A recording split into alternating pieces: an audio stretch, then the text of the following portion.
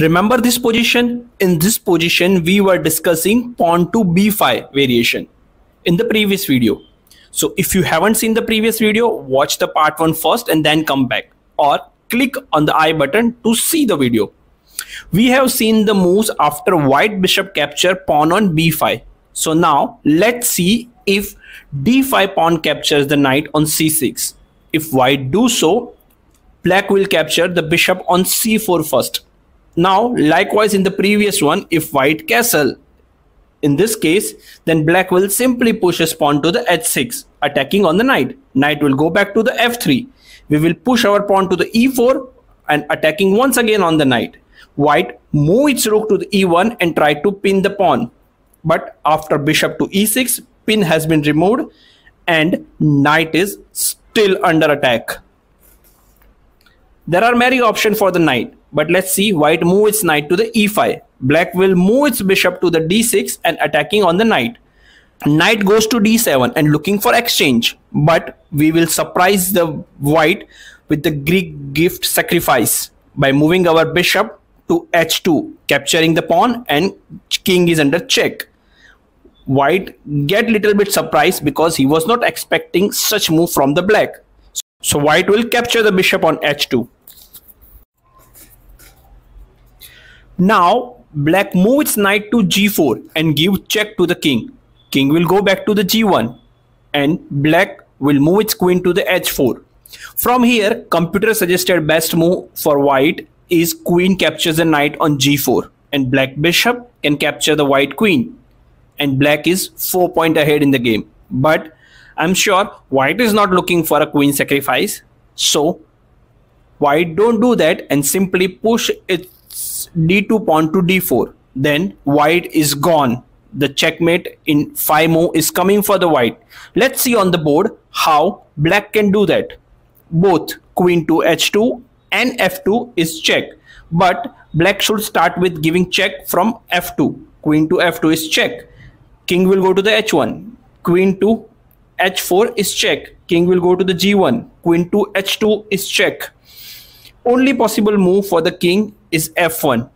Queen to h1 is check. Again only, and the last move for the white is king to e2 and queen to g2. It's beautiful checkmate, as all other square around the king is completely blocked.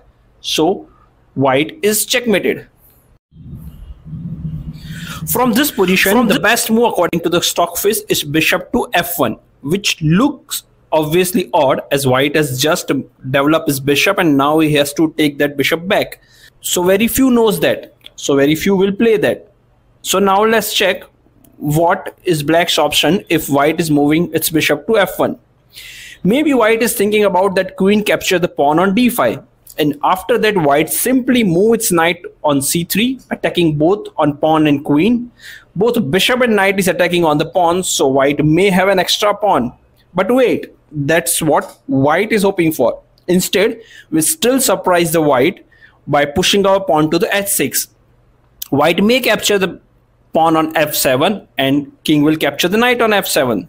And immediately after that, white can capture the knight on c6. White have an extra pawn in this deal. As per stockfish, white may have a clear advantage. But if you see the white's position, then white is completely undeveloped. And although white is 2 pawn up, black doesn't look that bad. Unless you are not playing against GM, it is not that bad position for the black, as black have active pieces like bishop and knight is ready to attack. Now black will move its bishop to c5 and try to attack on the f2 pawn. Bishop takes b5 is obvious looking move. We will move our bishop to g4 and attacking on the queen. They want to push their pawn to the f3, but after that it's difficult for white to castle. So maybe white decided to move its bishop to e2. We don't worry about that and we keep on giving shocks to the opponent by moving our bishop to f2. King takes the bishop on f2 and we will move our knight to e4 and give check to the king. White king wants to move back its to original square e1, as black queen is targeting and giving check to the white king from the different side. So let's see, white move its king to the e1. After that, queen h4 is a check. If king goes to the f1, then queen f2, it's clear checkmate. White will push his pawn to the g3.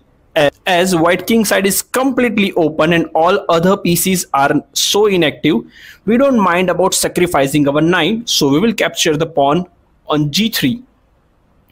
And white capture the knight on g3. After that, we have a chance to capture the rook and give check from the h1, but instead of doing that, we will capture the g3 pawn and give check to the king. King has to go to the f1. Black can plan for the virtual castle by moving its rook to the f8. It's white's turn, but white don't have any option to defend its king. You can pause the video and tell how black can do checkmate from here in just 5 moves. Please do subscribe to our channel for the more information video related to chess.